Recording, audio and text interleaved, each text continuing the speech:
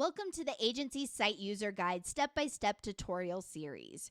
We're going to cover the remaining steps of your Site User Guide, steps 8, 9, and 10, which covers the history feature, the calendar feature, and where to go for technical assistance. Let's get started.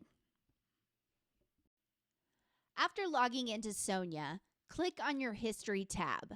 Under the History tab, you will see all of the placements in which your site has participated in the past.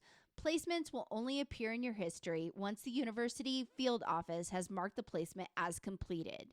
See an example below.